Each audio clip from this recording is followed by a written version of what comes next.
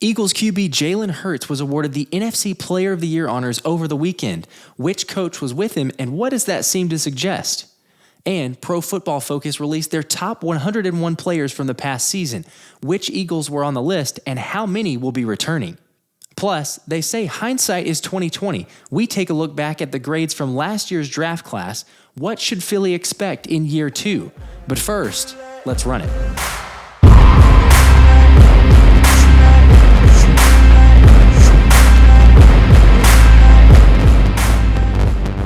Hey everybody, Josh Davis here on a Monday, and still no news, at least of the time that we're recording this thing, for an offensive coordinator or a defensive coordinator. But there may be some breaking news, kind of, if we read between the lines. You may have seen or may have heard about Jalen Hurts winning the NFC Player of the Year honors, but at the NFL 101 Awards this past weekend, he was named or given those honors. But take a look at who was there with him. So take a look at this picture here. That's Brian Johnson on the right.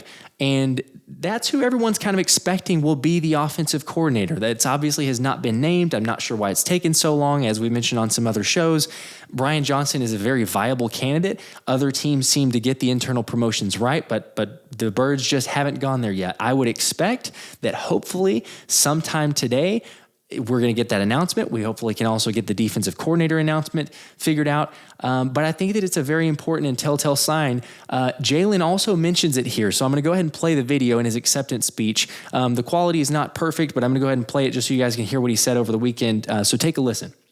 Special honor to be able to accept this award on behalf of my family, Philadelphia Eagles.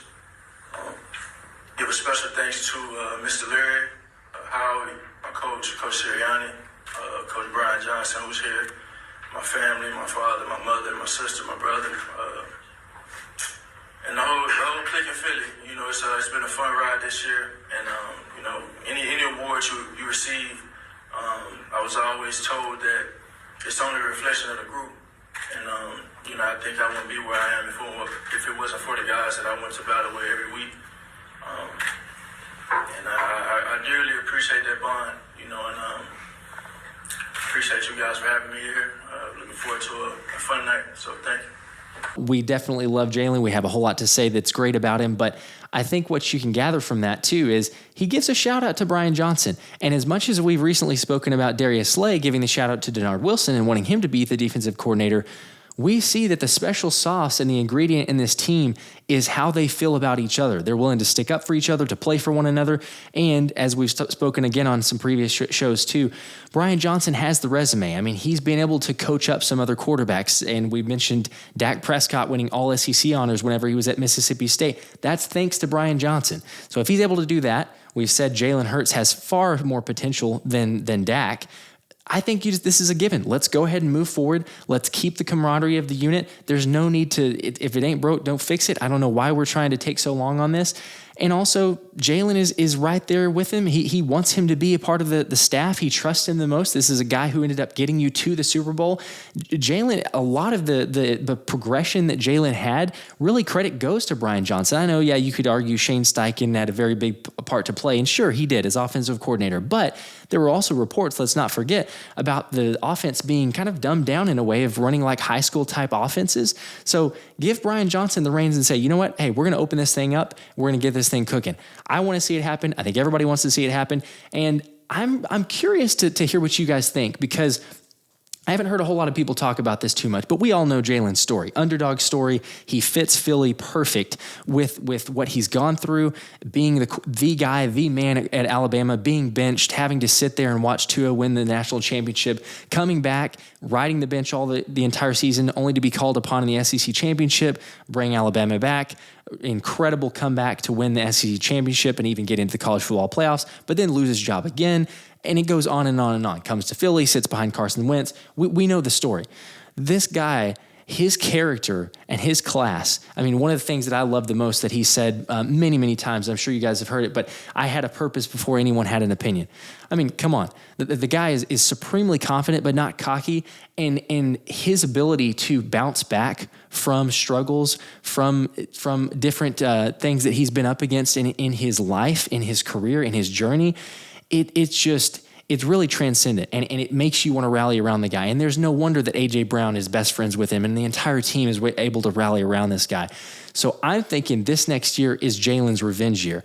He didn't get MVP, and he should have. We should have won the Super Bowl, and we didn't. And he should have still won Super Bowl MVP, and he didn't get that. But this year, I could very easily see him with all the motivation. He has quiet strength, like we all know. I'm excited to see this guy work. You know he's going to be working his tail off in the offseason to get ready for this, and we'll see what happens. But we got to pay him. I know that's a big topic that keeps coming up. Contract has to get done. We're going to figure out the right numbers. I don't think Jalen's going to be super greedy, but yes, he warrants a lot of money, and there's going to be lots of guaranteed money that comes along with that, but you do have to pay the guy. Speaking of incredible play, the Eagles have so many great players. Take a look at the list here. I was checking out some other articles over the weekend. Pro Football Focus released their top 101, and they had been kind of tracking down from, I think, 100 to 75 and then down to 50. They released the full list, so it's in conclusion here. And I grabbed it from Bleeding Green Nation, but if you take a look at this article from Drew Ham, it says a whopping 13 Eagles make Pro Football Focus list of the top 101 NFL players. And so we'll kind of skip down here where Drew starts talking about it, but he says here, quote, "You don't win the NFC Championship and come oh so close to winning the Super Bowl without having good players on the roster. I'll give you a minute to pick your jaw up off the floor after that heater of a take. All right, now that you've wrapped your mind around that, Pro Football Focus has named their 101 throughout the season, and the Philadelphia Eagles had a baker's dozen." It goes on to list here, and you kind of see the graphic with the top 10 edge defenders. And while we're taking a look at this, I'll just tell you guys, I take a look at the Pro Football Focus grades with a grain of salt. And there's some that I can get behind, and yep, I agree. There's others that I really don't. The fact that Hassan Reddick is down at 6 in this graphic absolutely blows my mind. But as we know, many Eagles always are overlooked. There's something with the national media, the national grades. I don't know what it is, but that's why we're always the underdogs. And you know what? We're happy in that situation. But if you look here, so the article keeps going, here's the rankings. So Lane Johnson at 9, 17 is Jason Kelsey, 20 is A.J. Brown, 24 Jalen Hurts, 36 Brandon Graham, 38 Hassan Reddick, 47 Jordan Mailata, 72 Javon Hargrave, 79 T.J. Edwards, 80 Dallas Goedert, 82 Josh Sweat, 84 Darius Slay, and 89 James Bradbury. That's 13 players like the article mentioned. So you had 13 players out of your regular starters that were playing consistently that are in the top 100. Now, I don't think we disagree with that. I don't think it's even arguable, but had the best team in football. But the question that I started looking at, well, okay, so which ones are we going to return?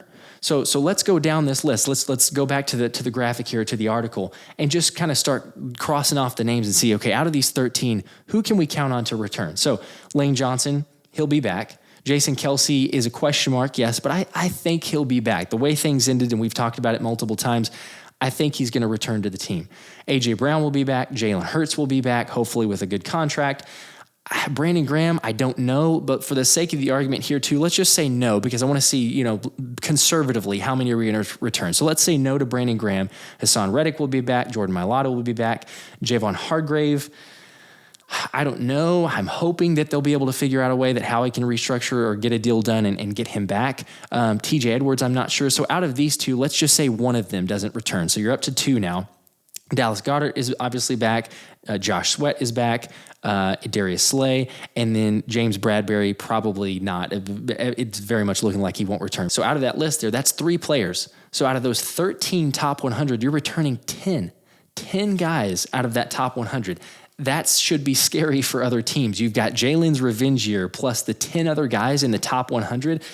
I mean, I'm definitely not wanting to play the Eagles next season. Let's just say that with all that's on the shoulder, the chip on the shoulder of these guys, this is a team you're not going to want to play. Going up here too, and kind of moving along with grades. So speaking of, as I was looking at the grades for obviously the top players, it got me interested too. So let's take a look back at the rookies. Obviously, we got the draft approaching about 2 months away.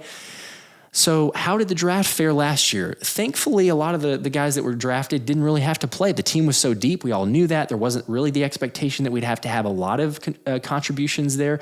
But you still like to have some players that make an impact and have a good positivity throughout the year. So I found this article on NFL.com, and they list the top grades for the rookies from last year. It's kind of a postseason grading, so looking at how they performed. I'm going to go ahead and skip ahead here all the way to where the Eagles are. So they're 22nd. That doesn't sound great, but again, very deep team, so we didn't have to have a lot of players put in a lot of action. So in the article here, you can see Jordan Davis drafted in round 1.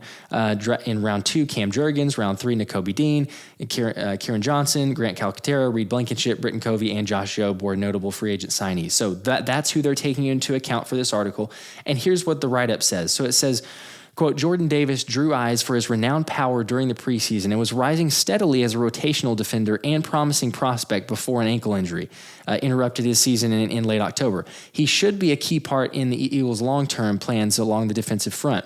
Cam Jurgens was handpicked by veteran Jason Kelce, but didn't see much action as a rookie because of Kelce's well-established reliability. Nakobe Dean spent the vast majority of his rookie season on special teams, making him another rookie who essentially redshirted in 2022.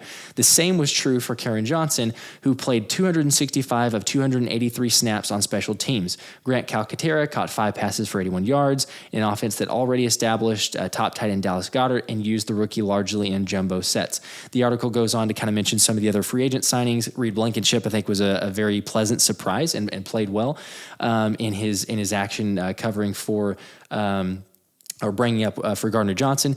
But I think if you look at it overall, like the article mentions, there's a lot of, quote unquote, red shirts. But that's not a bad thing necessarily. They got to sit behind some guys, be able to see what the speed of the NFL is like, and there's still some potential there. But here's the question. Here's the very important fact. They're going to have to play.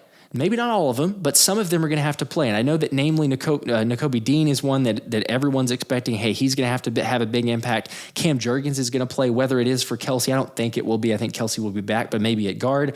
But Cam Jurgens is going to have to get in there and play quite a bit. And Jordan Davis. I mean, you don't move up draft positions to pick a guy like Jordan Davis and then not have him play. Now, again, he did play pretty well before the ankle injury, and then it was not so much, kind of iffy. But I think that he's going to be just fine, and we'll see a lot more production this year from him and hopefully others. But the argument, or kind of moving forward with that, is you also put a little bit more pressure here now on the draft upcoming, because there's a lot of key pieces here that we need to fill. We've talked about it on multiple shows. We see it, I'm sure, from many different articles. I mean, you guys know there's lots of pieces here that are going to be gone. Let's just face the facts here. We can't sign them all. We can't re-sign everyone as much as I would love to, as much as Howie would love to. It just doesn't work financially. So with that being said, you've got to hit on picks in this draft. We can't have another 2020, albeit I know we got Jalen in 2020, so that's a huge hit, but you can't have a 2020 draft where he's basically the only hit. The draft was miserable. Your first round draft picks have to be players that you could arguably say, yes, we're going to sign them to a second deal. That to me is a win. If you draft a first round draft pick, you're saying to yourself, they're going to play 4 or 5 years on a rookie deal, and we will re-sign them to a second deal. Otherwise, it's a bust. You have 2 first round draft picks. Hopefully those can hit, and then you have a second and a third. Maybe Howie can trade some picks like we've mentioned. Go check out the mock draft. I kind of go through that and some different possibilities. But I think it's premierly important. You've got to take care of that, and you have to have guys that play. There's no way that the Eagles will be in the Super Bowl if you take a look at this list in a year and say, hey, your 2023 grades for the rookie draft class was 22nd in the NFL. No way. There's got to be a lot more impact from our rookies. So pressure's on Howie, but I think that he can do it. He's proven us that he knows what he's doing. He can grade these players very well, and I think that he's going to make either trades in the draft or just draft accordingly to this team's strengths, and we'll be in a good place. Okay, so moving down here really quickly, I know that this got released over the weekend, so you guys are probably caught up to date, but just wanted to make mention, Quez Watkins could be traded, wide receiver, speaking of draft class in 2020. Crazy speed. I was hopeful for Quez. I thought he had potential and could be maybe a playmaker, big play guy, having some special moments, but I mean, quite honestly, after the time that he's been here, it's really been, I wouldn't say a bust because he wasn't drafted really early, I think 6th round, but like he's just no one that we've seen the production to say, yeah, you know what, let's keep him. And if you can release him or trade him, I think it's, release him or trade him before June 1st, then we can save, I think it's like $2.75 million on the salary cap. So to me, I think that makes sense. Try to trade him, maybe get a pick in this year's draft or even a future draft. That would make the most sense to me in trading Quez. So best of luck to him if that's what happens. Hopefully Howie can get something figured out. But anyway, just wanted to make a quick note of that. Also wanted to let you guys know that I'll be doing a live show with Thomas Mott of the Thomas Mott Show on Wednesday. So Wednesday at 7 p.m. Eastern. Be sure to check that out. That will be through Thomas's channel. So if you're not subscribed to Thomas Mott, go do that. Check him out. He's going to be promoting it all week as well. But Wednesday at 7 p.m. Eastern, we'll be talking all things Combine. Hopefully we've got news already on the coordinators, who we should be targeting in the draft, plus answering all you guys' questions. So make sure to do that. Please like and subscribe as well. Appreciate you guys joining as always. But that's it for today. Until next time, I'm Josh Davis, and this has been the Philly Special.